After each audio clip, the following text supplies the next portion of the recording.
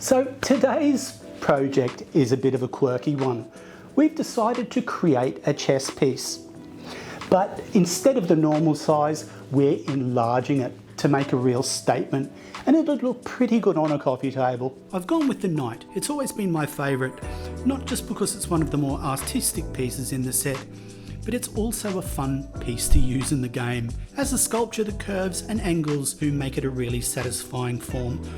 I could talk about chess all day, but let's get into the making. If you want to try something like this yourself, I'll leave everything I'm using listed in the description below. Every good project starts with a solid concept.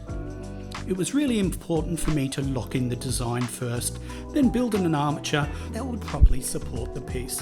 I wanted the base to be hidden so the knight feels freestanding once it's finished.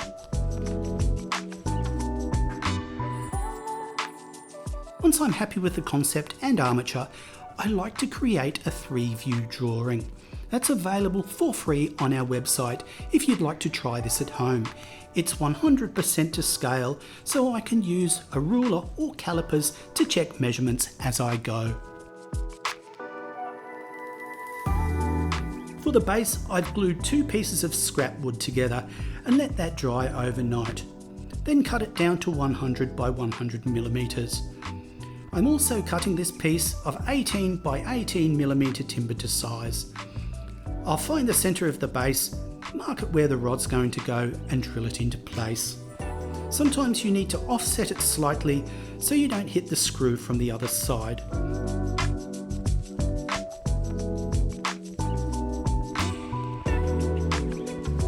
I've also taken a 75mm bracket. I bend that into shape and check that angle against the knight's head and drill this in as well. If a larger scale air dry clay project fails, it's usually because the armature wasn't correctly engineered or strong enough to support the weight. That's why this step is important. With the undercut of the head, we need something in place to carry that load. I don't want this sliding around while I work, so a bit of blue tack on the base will keep everything steady.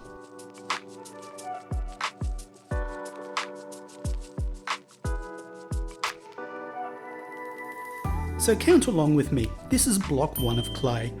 I roll it into a long log, curl it around the base and pack it inside the clay tube. If you like this project, we've got lots more on our website. Jump online to check out our Create blog, where you'll find more lessons, tips, tricks and more. Staying inspired doesn't have to cost a cent. I'll repeat that with the second ring, keeping a close eye on the proportions. This part is key to making it read as a chess piece. Creating this stylized base involves a lot of flat planes and radiused curves, which is always a bit of a challenge, but that's also the fun part. The third ring is larger again, but I follow the same process. Roll, check the size and add it to the stack. This ends up a little smaller than the previous 2.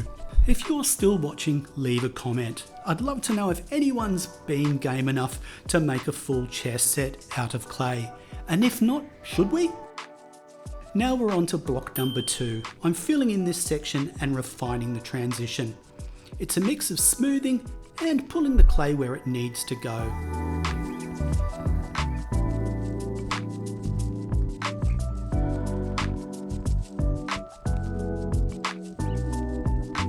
Once it's looking right, I'll flatten the top to give myself a clean base to build the knight from.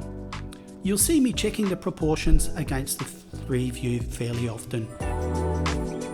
Just try to make sure I'm on the right track. Air dry clay is much more pliable than ceramic or porcelain, so it's easy to get one section right and then accidentally distort it while working somewhere else.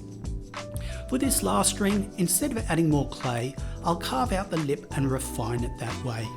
Potters have great tools for this, but I wanted to use what I had on hand. So this is dried for about 4 days now. Now I'm building up from the armature, adding clay piece by piece. At this stage, I need to keep it soft and workable. So it's easy to add more. This section is all addition rather than carving, adding clay smoothing and checking measurements every now and then. I find myself using my thumb a lot here. It's a nice curved edge and great for smoothing areas under the belly. I dip it in the water, but this helps me to avoid adding too much. This is one of those projects where you really just have to trust the process.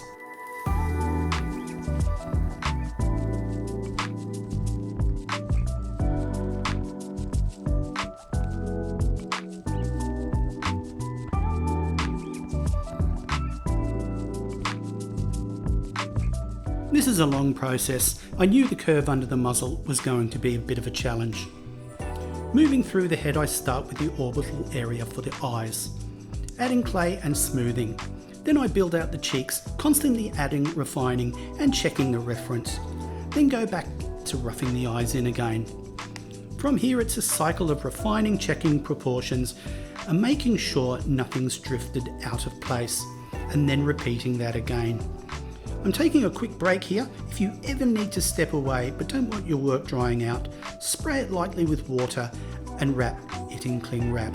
It slows the drying right down so you can pick up where you left off. Now for the eyes. This is a real make or break moment. I intentionally make the eye sockets larger so I can carve them back. Eyes add life to a piece, so I like to take my time here.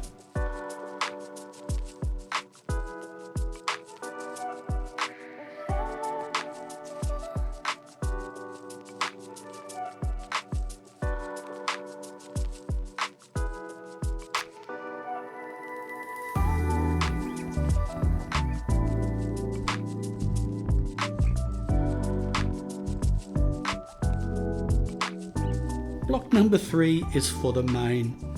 I roll out a long log, flatten the base, place it onto the head and use a round brush with a touch of water to join it. It's a bit large at first, but I'll cut it back as I refine. I was also expecting this joint to crack overnight. We'll patch that up when it happens. Right now he's looking a bit more Trojan horse than a knight, but the mane will pull it back. I run lines through the clay to suggest the hair, then move back to building out the nose. I refine that once it's all in place. After checking measurements, I realised the cheeks were off, so I overpacked them and worked backwards, removing and refining until they sat right. I cut the mouth off camera to give myself a guide for the nose, then refined until I was happy. I could keep going, but I'll call it a day here and come back tomorrow. Unwrapping the sculpture with fresh eyes always helps. Today the goal is to finish sculpting so it can dry completely and be ready for paint. Straight away I can see the muzzle's a bit too curved. A quick snip and some smoothing and it's already feeling better.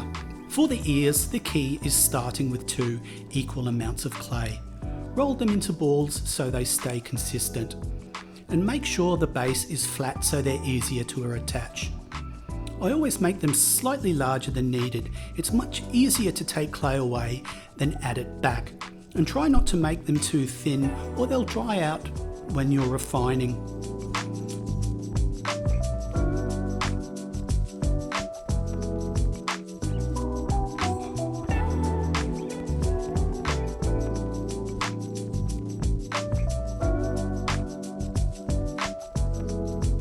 For the nose, I add clay back in for the nostrils and cut it back. I then do the same for the mouth.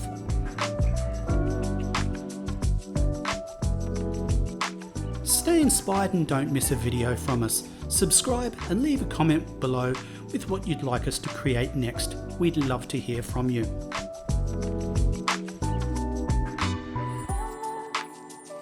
I could keep going, but one of the biggest lessons in art is knowing when to walk away. Once it's completely dry, I'll sand everything smooth. I always seal clay before painting. It creates a hard surface for the paint to grip on and stops the clay from soaking it up. My go-to mix is 1 part water to 1 part PVA. The water helps it soak and bond properly. We can then finally paint. I've gone with black, although part of me wonders if we should have left it white. I'm using acrylic colour for this.